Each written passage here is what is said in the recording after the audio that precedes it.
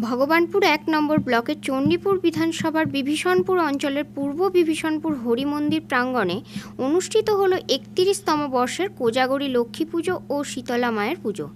জাগ্রত দেবী হিসেবে খ্যাত এই পুজো উপলক্ষে টানা ৫ দিন ধরে চলে নানা ধরনের সামাজিক ও ক্রীড়া প্রতিযোগিতা। পুজোর উদ্বোধন করেন ভগবানপুর ১ নম্বর পঞ্চায়েত সমিতির সভাপতি অরূপ সুন্দর পণ্ডা। উপস্থিত ছিলেন বিভীষণপুর অঞ্চলের উপপ্রধান সৌরভ কান্তি বেরা, প্রধান সুনিতা মাইতি সহ অন্যান্য গণ্যমান্য ব্যক্তিরা। এই দিনে প্রায় ১০০টি মেহগিনি, ফলের চারা ও সুপারি চারা রোপণ করা হয়। পাশাপাশি অনুষ্ঠিত হয় স্বেচ্ছায় রক্তদান কর্মসূচি, যেখানে পুরুষ ও মহিলা মিলে ৬০ জন রক্তদাতা রক্তদান করেন। এর মধ্যে প্রায় ৪০ জন ছিলেন মহিলা, যা এলাকার জন্য এক অনন্য দৃষ্টান্ত। বিগত ৩০ বছর আমরা লক্ষ্মী মায়ের আরাধনায় ব্রতী হয়েছি। এবছরে লক্ষ্মী মায়ের আরাধনা, সেই সঙ্গে আমাদের সমাজসেবাগুলো হিসেবে রক্তদান শিবিরের আজকের আয়োজন ছিল। এই শিবিরে প্রায় ৭০ থেকে ৮০ জন রক্তদাতা রক্তদান করেছেন। রক্তদান একটা মহৎ দান, রক্তদান একটি জীবনকে বাঁচায়। সেই উদ্দেশ্যকে মাথায় রেখে মানুষের কাছে দাঁড়ানোর উদ্দেশ্য নিয়ে আমরা রক্তদান শিবিরের আয়োজন করেছি। এই রক্তদান শিবির সফল হয়েছে। এই রক্তদান শিবিরে বিভিন্ন মানুষ বিভিন্ন এলাকা থেকে, শুধু কাছের এলাকা নয়, বহু দূর এলাকা থেকে আমাদের এখানে জনসমাগম ঘটেছে।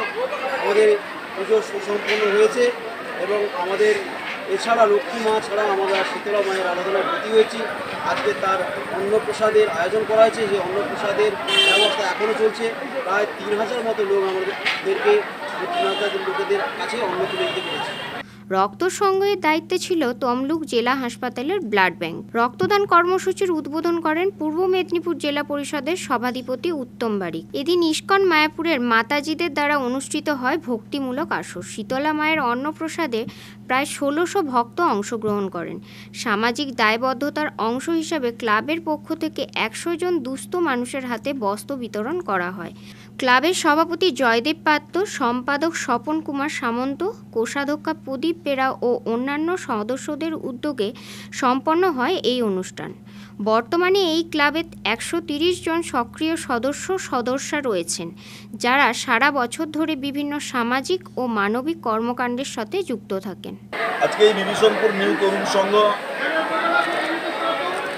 কোজাগরী লক্ষ্মী পূর্ণিমার পূর্ণতিথিতে মা লক্ষ্মীর আরাধনায় ব্রতী হয়েছিলেন এবং গ্রাম্য ঠাকুরানী মা শীতলা দেবীর আরাধনায় ব্রতী হয়েছিলেন সনাতন হিন্দু ধর্মকে সামনে রেখে। সনাতন হিন্দু ধর্মের পুরাণের ব্যাখ্যা মতে যে ৩৩ কোটি দেবদেবীর মৃন্ময় মূর্তিতে আমরা চিন্ময় রূপদান করে ফুল দুর্বা দিয়ে পূজাবিদ নিবেদন করি। আমরা বিশ্ব মানবতার দরবারে সনাতন হিন্দু ধর্ম বার্তা পাঠিয়ে দেয় যে মা মঙ্গলময়ী, মা সৃষ্টির অধিষ্ঠাত্রী দেবী, মা জগৎজননী, মা বিশ্বজননী, বিশ্বের সমস্ত মানুষ মায়ের সৃষ্ট সন্তান। মা, আপনি সারা পৃথিবীর মানুষের মঙ্গল কামনায় নিজেকে নিয়োজিত। এই ধর্মই হচ্ছে সনাতন হিন্দু ধর্ম। সনাতন হিন্দু ধর্ম বিভেদের বার্তা দেয় না, সনাতন হিন্দু ধর্ম বিচ্ছেদের বার্তা দেয় না, সনাতন হিন্দু ধর্ম বিভাজনের বার্তা দেয় না, সনাতন হিন্দু ধর্ম সাম্প্রদায়িকতার বার্তা দেয় না। সনাতন হিন্দু ধর্ম প্রগতির বার্তা, মৈত্রীর বার্তা ও অগ্রগতির বার্তা, সম্প্রীতির বার্তা মনুষ্য জাতির উদ্দেশ্যে পৌঁছে দেয়।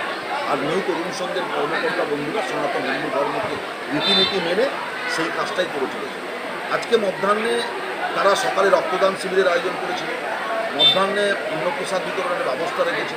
তো নিশ্চিতভাবে সর্বস্তরের মানুষ এখানে মিলিত হয়েছেন, হাজার হাজার মানুষ এখানে সমবেত হয়েছেন। স্বেচ্ছায় রক্তদান শিবিরের আয়োজন করেছিলেন।